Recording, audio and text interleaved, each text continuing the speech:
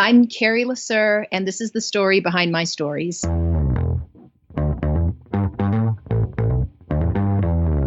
You're listening to the Author Stories Podcast, bringing you the story behind the stories and the storytellers. Margaret White, Terry Brooks, Sheena Kamal, Matthew Quick, JT Ellison, Walt D. Williams, Brad Thor, Corey, Dr. O, Brandon Sanderson, Robin Mom, Ernest Klein, Jim Butcher, Sherwin Harris.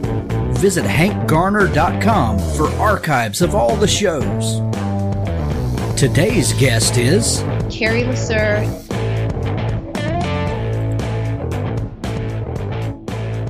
Thank you so much for faithfully tuning in. I really appreciate it. I haven't asked in a while, but if you'll look in the right-hand sidebar, you'll see some handy links where you can subscribe to the show. iTunes, Google Play, Stitcher Radio, even YouTube, everywhere that you listen to the show, you can subscribe so that you never miss an episode. Please do that for me if you will. I'd like to thank some sponsors. Our wonderful, faithful sponsors are the ones that make this show possible, and I really appreciate them, and I hope that you, the listeners, will go visit these sponsors and not only show them that you appreciate them supporting the show, but they are the best of the best. That's why they sponsor Author Stories. Daniel Kinney is the best middle grade author I've ever known. His Project Gemini is a 10-book series involving the characters Pirate Ninja, Lovable Loser, Lunch Meat Lenny, and Olive Klein. They are distinct characters, each with their own separate stories, but all the stories exist within the same fictional universe. Start with Pirate Ninja. By day, a normal, quiet kid. By night, America's newest crime fighter. A brave superhero known to friend and foe as Pirate Ninja. Project Gemini by Daniel Kinney. Bookhira Brumley is a speculative fiction writer making stuff up on a trampoline in West Texas. When she's not playing with the quirky characters in her head, she's addicted to Twitter pitch events, writing contests, and social media in general. She is one of the best writers I know, writing fantasy and sci-fi and doing some really, really cool, amazing things. There's a link to her Amazon page where you can get plugged in with any number of projects she's involved with right now. Thank you to Bookhira Brumley. The Aria series by Patricia Gilliam. When an Earth-based terrorist group targets Aria's ambassador, two teenagers become entrapped in the conflict. Alex Varon is the son of an Earth Independence Party representative and doesn't want to follow his father's path of political manipulation and corruption. Rika Miller is the adopted daughter of an engineer and nurse who later discovers she's not human, but Hanarian. Alex must decide between his family loyalties and saving the life of an alien he's been taught to fear and hate, while Rika searches for the truth of what happened to her birth parents. It's the Aria series by Patricia Gilliam. Book 1, Out of the Gray. Go pick it up today. There's a link in the show notes. Thanks to editor extraordinaire Crystal Watanabe from Pico's House. She's one of the best editors working today. She's worked with bestsellers like Hugh Howey and Samuel Peralta and is in demand for her unique insights into genre fiction and her ability to make an author's words ring true the way the author intended. Visit Crystal at picoshouse.com for her full range of services. You will not be disappointed. Crystal is the best. Also, there's a new collection from Project Entertainment Network, My Favorite Story Podcast Author Anthology. 15 podcast hosts and authors share their favorite short stories they've ever written. Folks like Christopher Gold and Brian King, James A. Moore, Jay Wilburn, Chuck Buda, Jonathan Mayberry, Armand Rosamilia, Jamie Ingle, some of the biggest authors all in one epic release. It includes a brief Why Is This My Favorite Story section from each author. It's the Project Entertainment Network presents My Favorite Story Podcast Author Anthology. Also, the new series by Craig Martell and Scott Moon, Assignment Dark Landing, the Dark Landing series. Book 1, Assignment Dark Landing, is out. Book 2, Ike Shot the Sheriff, is also out now. This is a fun series. If you love sci-fi, if you love genre bending and genre mixing, this is like Firefly meets Tombstone. This series is incredible. By Craig Martell and Scott Moon, the Dark Landing series. A frontier world, one sheriff, all the action one spaceport can't hold. Dark Landing is the wild, wild west of known space. Go check out Book 1 and Book 2 now, Assignment Dark Landing and Ike Shot the Sheriff. As always, at the end of the show, we're going to have an audiobook clip from Richard Gleaves, the Jason Crane series. Thank you for listening. Well, thanks for joining me again for the Author Stories podcast, where I bring you the story behind the stories and the storytellers. Today, I'm really excited to have Carrie La Seur on the show. She has a brand new book called The Weight of an Infinite Sky, and I think you guys are really going to love it. Welcome to the show, Carrie. That's great to be here. Thanks, Hank. Well, thank you. And I begin each show with the same question, and that question is, what is your first memory of wanting to be a writer or a storyteller? Oh boy, this is one that always gets me in trouble. I started out writing plays. That was when I first put pen to paper. As soon as I figured out how to wield the instrument, I started writing plays and then performing them for parents and friends and family. And I would dress up my little brother in my ballet costumes and him participate as whatever other characters I needed. So he's really tired of that story, but that's how it was. Where did you grow up, Carrie? I grew up a couple of places. My family is all from Montana, and we came back here. And there's a theme of homecoming in both my books, and even in spite of my best efforts in the one I'm working on now. It's kind of the story I can't get away from. But I was born in Southern California. My dad was in the Marines, stationed out of Camp Pendleton. So they were down there for a few years and then came back to Montana. And then his job took him, he was in the grocery business, and it took him to Nebraska and North Dakota. So I lived in both of those states. But the family always came back to Montana and united there. And so the story I can't get away from is missing home and wanting to come back to home and dealing with what that means. Well, even when you were away from Montana, it sounds like you still had a very American Western upbringing.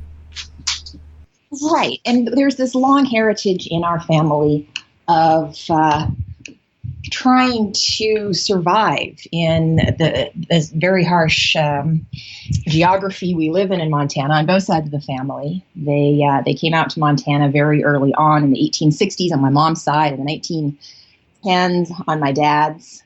So yeah, that gets really wound into anything I write about. Yeah, there's this.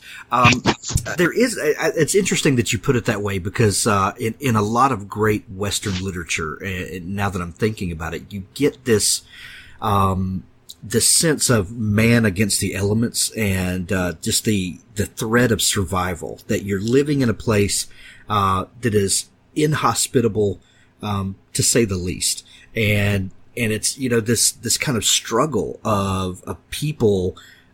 Making things work where they really shouldn't work. Well, that's the whole history of the state of Montana. It started out with the wars over land and Custer's last stand and the army coming in and driving out tribal people from their lands. Horrific tales of small remnants of tribes like the Nez Perce being driven across Montana in winter. So just terrible stories as the root of what Montana is now. And then the struggle of the frontiers people and the pioneers and these successive waves of really just dirt poor farming people trying to get by on land that is just not all that well suited to agriculture. And you're in Mississippi, and I hear you have some nice land down in that part of the country. But well, parts of the state do, and then other parts are rocky and red clay. The Delta gets all the great press, as far as farming. But then there are lots of other stories of people trying to make things grow in red clay, and it's a similar story. Yes, well, we've got red clay out here, so you'd feel right at home.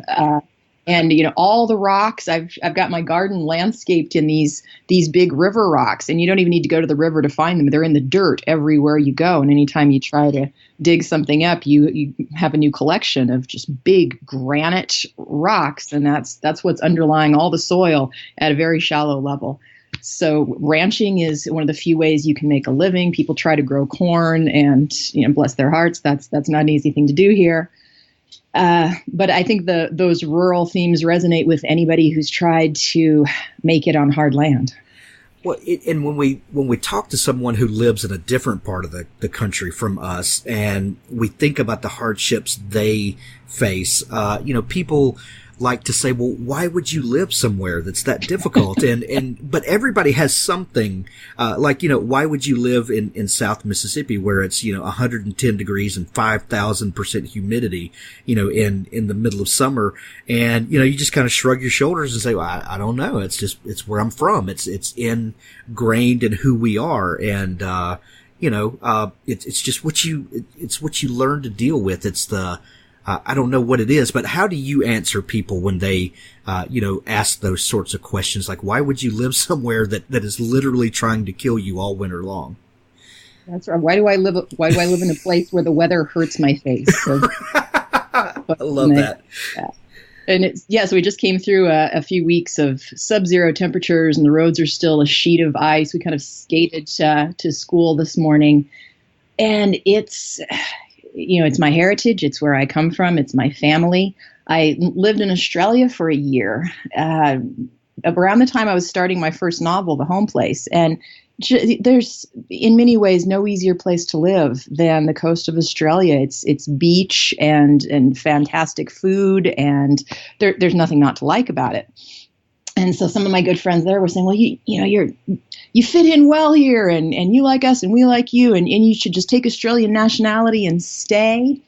And I had to say, you could put any kind of sign on me and issue me any kind of passport, and I would still be American and probably also Montanan in some fundamental way. And it's nothing to do with politics. It's these deep roots that my family's laid into place, and certainly not as deep as many people have laid back around here. I mean, 150 years, that makes us newcomers compared to the neighbors, the Crow and the Northern Cheyenne. But I think people get very attached to land if you live on it and work it.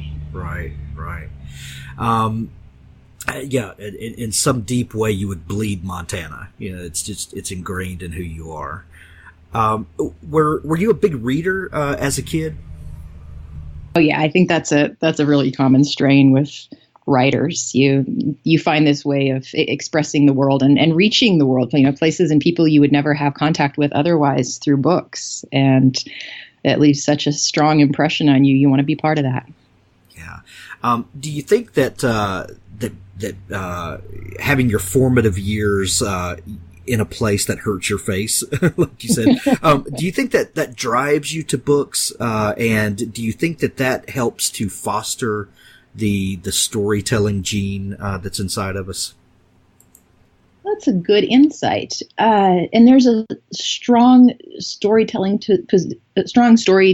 tradition in this part of the country, as there are in many places. But where you're inside around the fireplace a certain number of months of the year, and also where there's a strong tradition of oral history and those stories getting passed down generation to generation. I know so many stories of my great grandparents and generations before them, just because it all got told to us much more than written down. So you admire the storytellers, and you think of them as the people everyone wants to be around, and it becomes this strong cultural draw.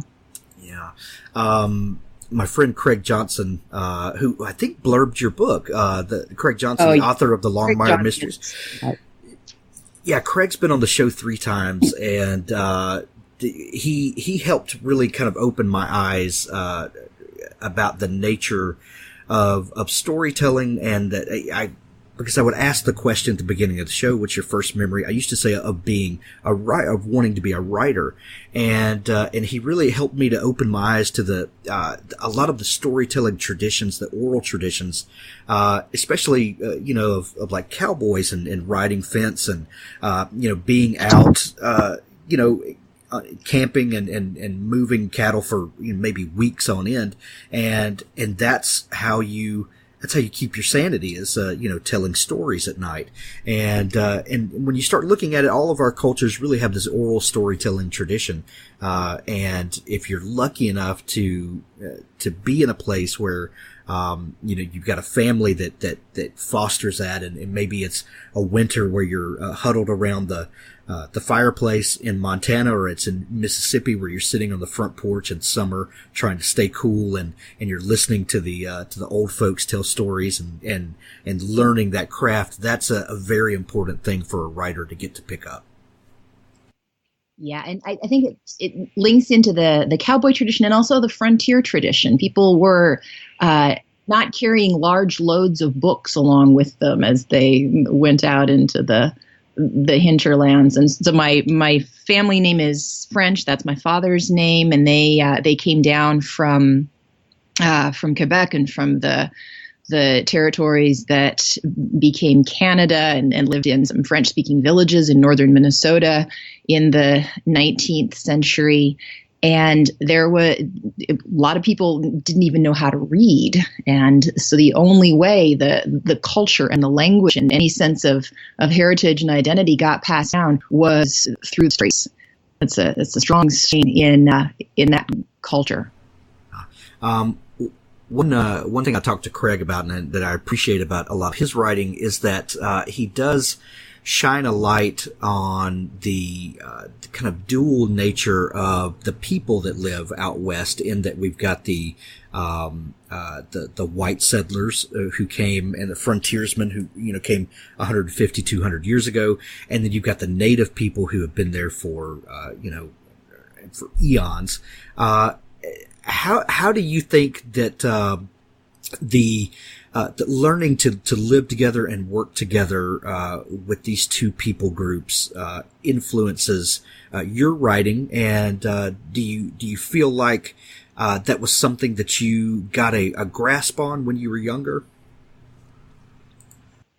Well, it's a work in progress, living together as what is still the white invader and the people who feel occupied and invaded and pushed aside.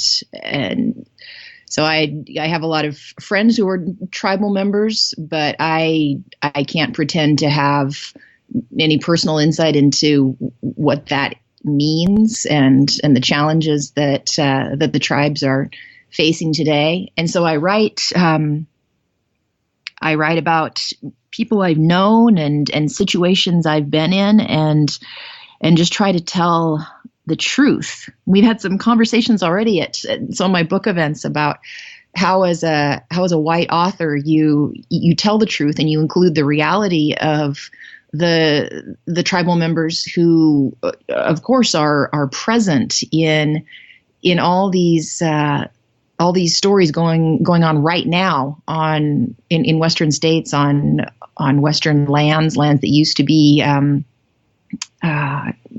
held by the tribes or lived on by the tribes for millennia. And I've been reading Margaret Atwood recently. She has a book of her essays and speeches and book reviews called Writing with Intent. And she deals with this decades ago, before it was really a popular topic. Who's allowed to write about what, and who has the authority to tell what stories. And Atwood said, and I hope I'm not paraphrasing her too badly here, she said, if we cut ourselves off and don't tell what we see and what we know to be true, nobody has perfect perspective. Nobody can tell the story perfectly. And we put ourselves into smaller and smaller boxes and cut ourselves off from human experience and from what art is really supposed to be about, sharing our human experience. Yeah. And you do your best. Yeah. And I hope that in our super politically charged atmosphere that we see ourselves in here lately, I hope that we're still able to step back and appreciate people's stories as their experience, and remain open to hearing other people's stories of their experience. It's because of those stories and getting to see other people's perspectives that we can have real conversation and real dialogue that I believe brings real change, and not just closing down because maybe what the other person sees or thinks is not popular, but we need to be able to listen to one another and appreciate that so that we can learn from one another. I think that's what art and literature are really for at their root. Why do we do this? Why do we engage in these creative pursuits? It's to try to see each other better and understand something that we wouldn't have a light onto without somebody showing what they see, no matter how difficult it might be to look at. Right. So, Carrie, what did you think that you wanted to pursue career-wise when you were a kid, and what did you plan for and go to college for and all of that? I don't know how much of a plan I had. People are always asking kids now what they want to be when they grow up, and I think I wanted to be everything, and I changed my mind on a really regular basis, and I don't know why anybody should have to decide. It's so much time in life to try out lots of things, and I've done a lot of that. I've practiced law, and it's briefly an academic. I've been a zookeeper. That was a lot of fun. So now I'm writing, and I'm loving it. But kids who are really verbal kind of get tracked into things like law or just some kind of professional track that might not be the best suited thing to them. I think they need a little more space to be who they're going to be. I agree. I have kids that are older teenagers now, and one in his 20s, and you start having these conversations about college, and we're expecting kids 17 years old to declare what they want to do for the next 60, 70 years of their life, and it's a little insane, to be honest with you. Well, and we're in a period right now where everything is so training oriented. You make the choice and you go down the path, and only one of my grandparents graduated from high school, and then she wasn't able to take up her college scholarship because she couldn't find any place during the Depression that could even let her work for room and board. And so they went to work. And, they worked road crews and factories and drove truck and buses and just did whatever job was available. So even having the privilege of deciding rather than just doing whatever is going to put food on the table is huge, and we should acknowledge that. But at the same time, there's so much pressure to make a choice and to be something rather than just being yourself and letting that unfold a little. Yeah, for sure. What was the story idea that drove you to write the first thing that you knew you were going to publish?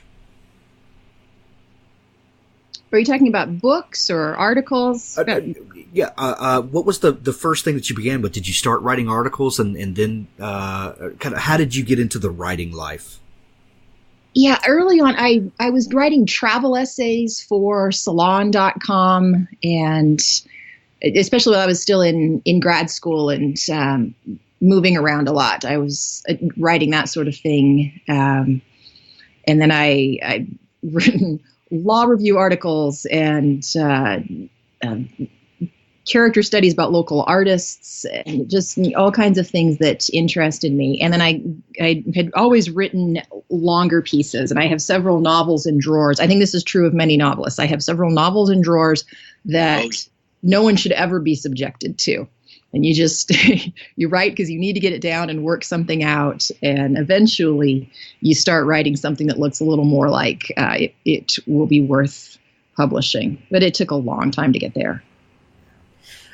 Your first book, the Home Place, where did the idea for that book come from?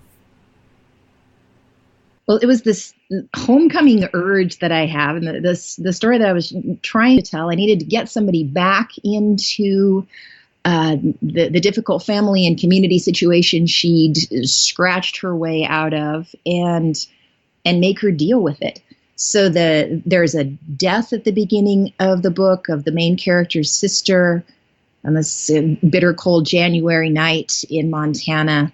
And it was really just a plot device to drag Alma back from this very hygienic Seattle experience she was having and make her deal with her messy family.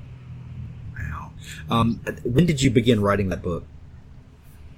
I think it took a long time. I think it was probably 10 years writing that book. And I think I started while I was living in Australia and missing home and thinking about why that should be, why I should feel pulled back to the place where the air hurts my face when I was on a beach in Australia and everything was beautiful. What could that possibly be about? And it took me a long time. And I was writing late at night, get the kids to bed and have an hour or two of functional brain to be able to get something down. And so years later, I felt like I had something that was, had a beginning and a middle and an end. And I felt pretty good about it. And I thought I need to find a place for this, find an agent, or just find another hobby because it had gone on for so long. So you eventually began to shop it, and how long did it take you to get it sold? Well, having worked on this one for so long, it sold fairly quickly. I'd had some earlier projects that got a little bit of interest, but just didn't quite make it over the barrier. So I probably had it out on submission for a couple of months before I found an agent. And she and I worked on it together for maybe another 6 months before she put it out to editors. And then there was a lot of interest, and I signed a 2-book deal with William Morrow, which is part of HarperCollins. And then when I talk to other writers who've gone through a similar process, and even those who've been published, I feel really lucky in the experience I had with Morrow and my editor there and everyone involved. It has been just an ideal experience, and I'm very grateful. I would imagine after having worked on it for so long that the manuscript was probably really clean and really close to what you really intended. I would think that the editing was not very deep. Well, that's my story, and I'm sticking to it. Yeah. I turned in this pristine manuscript, and everyone involved said, yes, we must publish this instantly. How fast can we get it out the door? I think anytime you enter the process of commercial publishing and suddenly have people who are not related to you and have no friendship background with you and whose job it is to just spread the red ink all over what you've written, it'll be a little bit of a shock to your system. Because no matter how much you've worked it up to the best thing you think you can turn in, there's always a lot of room for improvement, and just that's part of the process of becoming a professional, I think, is to learn to accept that and work with it, and then to not read your reviews no matter how many nice reviews may be out there. I don't think anybody has time for that kind of emotional roller coaster. Yeah, for sure. What was the feeling like of having worked on something for so long and having that story so close to your chest for so long? Because you, in essence, were just kind of carrying that story by yourself for so long. What was it like to send that out into the world and finally, be at the point of, that there's nothing left to do to it but to release it? That's a pretty crazy feeling, isn't it? Oh, it's a feeling of absolute nakedness. It's all your creative effort, and of course, everything you put into a book comes from your own life experience, your own personality. You're just, you're taking your own self and kind of putting it in a blender and pushing puree, and something else comes out the other end. And yes, especially those first few weeks when you start to hear how people are reacting. For me, I hope many writers out there have the absolute self-confidence that it's all going to be fabulous, but I don't think that's very common. I think there's a period of absolute terror where you do just feel like you're naked on stage and there's nowhere to hide. Well, and some of that, there's a great preservation thing that kicks in for writers that before it's gone out to the world, this is the most fantastic thing that's ever been read. Of course, people want to read my words, and you kind of need that to get through the thing, because once people start, criticizing your work or, reading it with a critical eye, all bets are off there. So you hopefully have had your moment of bravery before there just to get through it. Yeah, it's a short period, and then you just realize, okay, well, here we are, and people are saying all the things they're going to say, and it's all right. I'm going to cope.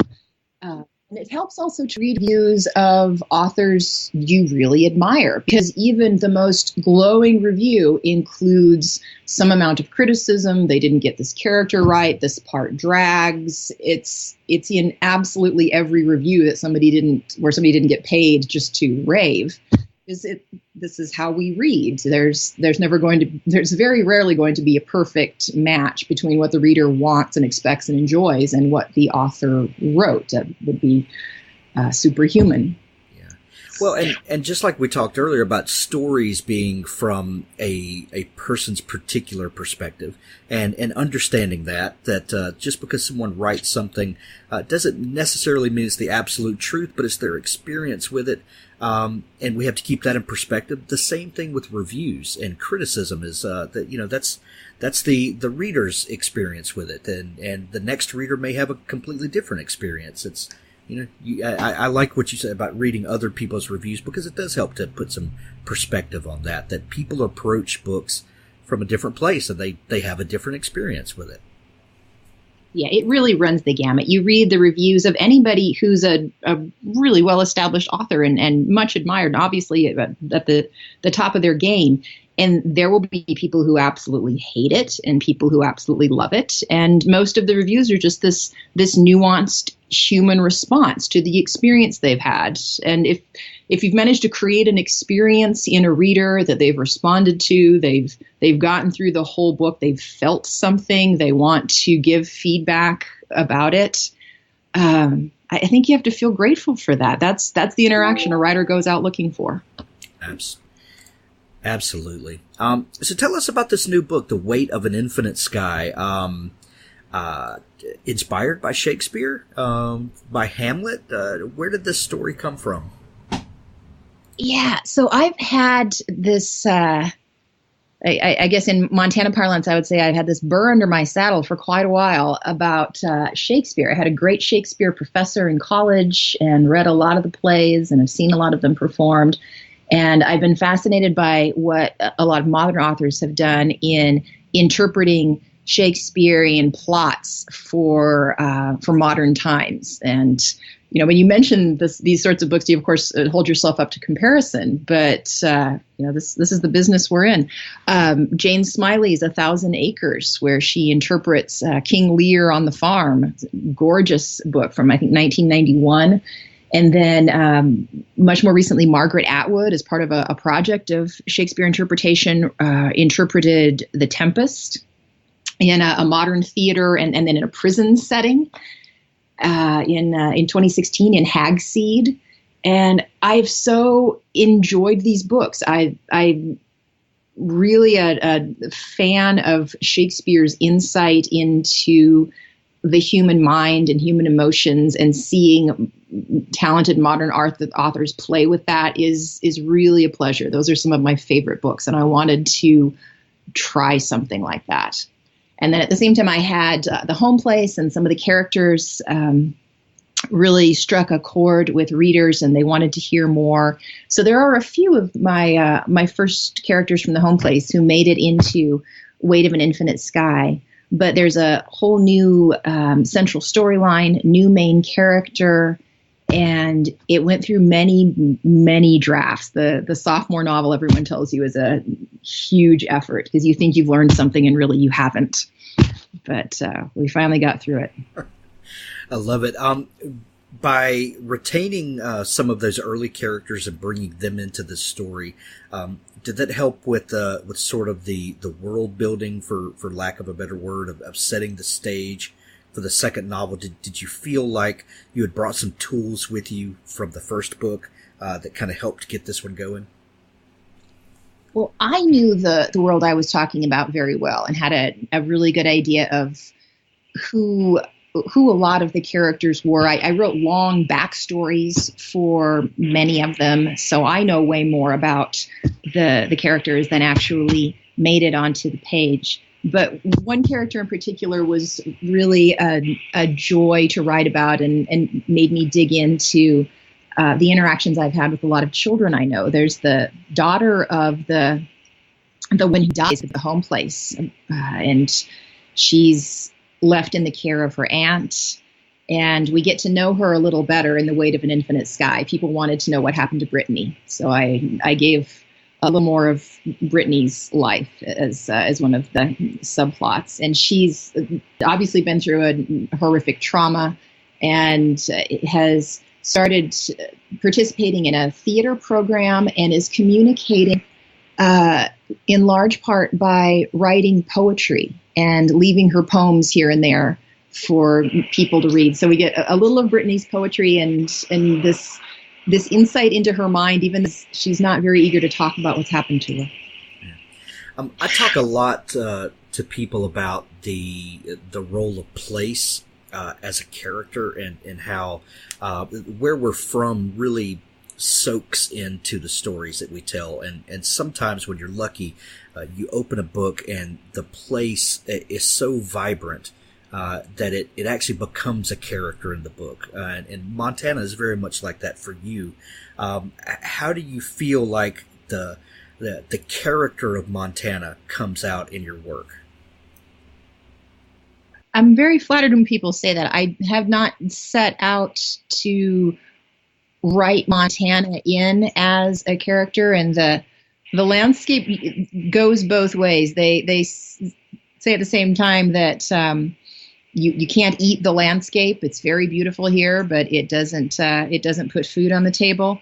But on the other hand, it draws a lot of people to Montana and to the books as well. Any book about Big Sky, people are looking for that sense of chewy scenery and the sunsets and the mountainscapes and the open land. And I had not set out to write about it as a major factor in the storyline, but it's difficult to talk about Montana and the people who live here without letting them out onto the land and interact with it in the way that we do. So I think this is an organic thing that happens when you write about Montana. The place gets in because it's so powerful in our lives. What would you say is one of the biggest misconceptions people have about Montana or Western people? What are you constantly debunking from people on the outside? Well, there's this mythology of the cowboy and the ranch and the open range, and yes, a lot of that is gone. A lot of it is history now. There's also a sense of Native Americans being history, being something that's now gone. And I get people wondering if I'm writing a kind of historical fiction, if I'm not talking about characters that don't really exist in modern times. And that's not the case. In my legal practice, I've represented people who are still out running large ranches that have been in their families for generations, and they do the calving and the branding and roundups and the traditional cycle of ranch life that has happened for at least 150 years. That's still very real. The tribal peoples are still very real and increasingly self-governing and self-determining, taking back a lot of the sovereignty that was stripped away from them in the colonizing era. And writing about that, I think, surprises a lot of people who think of this as a stage in American history that is over. Yeah, well, and it's the writer's duty to report accurately on the places that we're from and the places that we love. Just because we live there and we love the place and we're working to better where we are doesn't mean we don't recognize and honor the past and deal with those things when we can. It's not always rosy, but it's life, and that's the story of people moving forward is dealing with the bad of the past and trying to make amends now to make a better future. Right. It's tough to write about people who are mythologized and loved for an idealized idea that people have of them, and tell about how they're kind of jerks and they don't treat people very well, and maybe this guy, definitely this guy is an alcoholic and has a poor relationship with his mother. See, as you as you write this unlikable character, people start to push back and say, but that's not the rancher I had in mind. That's not the guy on the cover of a book with his hat and his face in shadow. I mean, there are real people out there who have all the flaws you would expect of real people in any setting, and just because they're in a mythologized setting, they don't become better people. They carry it all with them the way any of us would. Right. The new book is The Weight of an Infinite Sky. Carrie, what do you hope people take away from this book? Well, I wrote about a place that a lot of people don't know much about, so I hope it carries some of that truth out into the broader world and into a more urban America that doesn't see much of that. But it's also, just at a human level, it's a book about second chances and people who figured that they'd been judged and failed and finally got an opportunity to show themselves to be something different. And that, I think, crosses all kinds of cultural lines. I think most of us deserve a second chance, need a second chance at some point. Carrie, if people are not familiar with your work, where could they find you to find out more about it and to pick up your books? Well, everything about me and about the books is available on carrielaseur.com, CarrieLaseur. The book is out from HarperCollins, and it's available in audiobook and all the varieties, Amazon, Target, wherever books are sold, as they say. Carrie, thank you so much for taking time to come on the show. We're going to send everybody to pick up a copy of The Weight of an Infinite Sky. It's out now. Thanks for coming on the show. Thanks so much, Hank. It was a pleasure. Thanks for listening to the Author Stories podcast. For more great author interviews like this one, go to hankgarner.com and dig through the archives. There's something there I know you'll love. Now stay tuned for a special audio clip from Richard Gleaves' The Jason Crane series. Behold! The shout broke the Sabbath stillness of the forest. A squirrel paused on the side of an oak, attentive, its tail curling like a question mark. Below its perch, a young man with auburn hair straddled the ruts of the aqueduct trail and raised his arms as if to part the Red Sea. Behold, good people of Sleepy Hollow! I bring you proof, incontrovertible proof, he gestured to the lumpy pile of horse shit at his feet, that the headless horseman doth truly exist. The squirrel shook its head. It turned tail and disappeared into the sway of branches, leaving Jason alone with his work. Jason knelt and fished a trash bag from the back pocket of his jeans. His hands moved quickly, mechanically. He inverted the bag and covered the chunks, trying to gather them all at once, but half went rolling and he had to corral them with a twig. He knotted the bag, jumped to his feet, and pressed his nose to his elbow. Ugh, why does horse shit smell so bad? It started off as grass. How can mere grass go so terribly wrong? He checked his work gloves. Both were clean. Good. He hated to have his hands exposed. His gift had become so damn sensitive ever since Halloween. And what psychic visions might a man get from touching horse shit? Better not to know. He waved the air, gathered his gear, and walked on.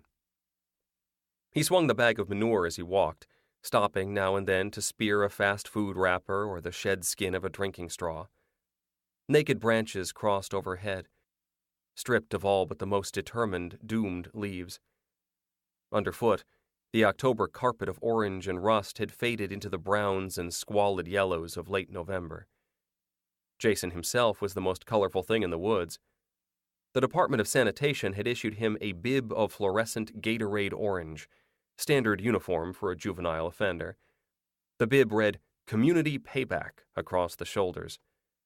The words felt like an open invitation for the townsfolk to pelt him with rotted fruit. He carried a pole for stabbing and a bag for stuffing. He used the pole as a walking stick mostly, ambling along like an exile in the wilderness. Westchester County had tasted its first sugar spoon of snow that morning, a flurry of dandelion seeds that had bumbled to earth to wink and vanish without taking root, autumn's eviction notice. Jason didn't mind the cold. He'd been raised in Maine, after all, where even in mid-October he might awaken to find the silver Mercedes crackling with frost. From this elevation he could see the entire town. The horn of the Metro-North Railroad sounded in the distance, a long, mournful note followed by 2 short hiccups. Jason stopped to lean on his staff and rotate his sprained ankle. He looked down the hill, but couldn't see the broken bridge, Ichabod's Bridge. Too many trees were in the way, too many locust and birch suckling at the sides of the Picantico. He shivered. He'd never gone back to that place. He'd been too afraid. He walked on. A chain-link fence appeared, surrounding a field of headstones. This was the newer area of Sleepy Hollow Cemetery, more modern, more orderly, with room for several hundred souls, though it was only a fragment of the vast graveyard on the other side of the river.